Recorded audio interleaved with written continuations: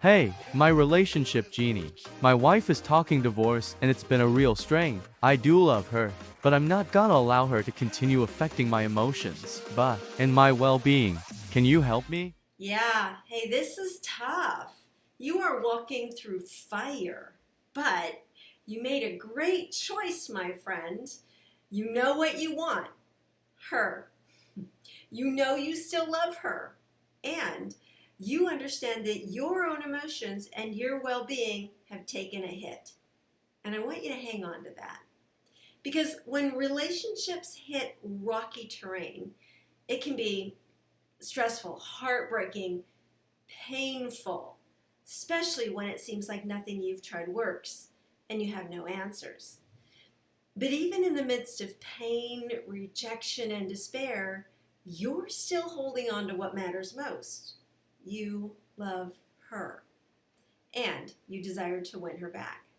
So now that you've got your focus, let's talk about those painful emotions. Because here's the truth: your focus determines your emotions.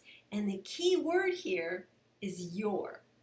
You are deciding what you are focusing on always. It's always your choice. And the only person in charge of your emotions is you. Not her, not circumstances, not the storms of life, not politics. You need to stop fooling yourself into thinking that she's been in control of your emotions, causing you damage. Your mind holds all the power, even the power to walk in love. And it's time to master your mind, because she's never been in charge of your emotions. And I applaud your decision not to let her negatively affect your emotions and your well being. So let's talk real quickly about how to achieve that. Even in the midst of pressure, depression, panic, overwhelm, you can rebuild this relationship by walking in love. Start by setting a new standard.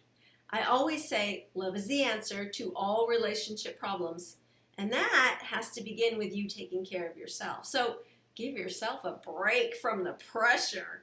Do something that makes you feel good and healthy and strong, because when you're in a good place, you can deliver that goodness to her and do some great work winning her back. Now, I am not talking about ignoring the painful emotions. I'm actually talking about choosing healthy emotions. In particular, choose joy for yourself on purpose, because you need it, not because it's there. So, try this simple experiment with me right now. You ready?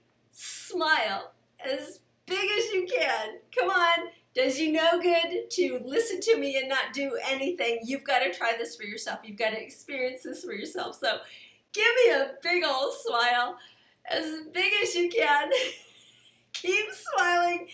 Keep smiling. Keep it up. You can do it. Now, I want you to add a little chuckle. And another little chuckle. And another little chuckle.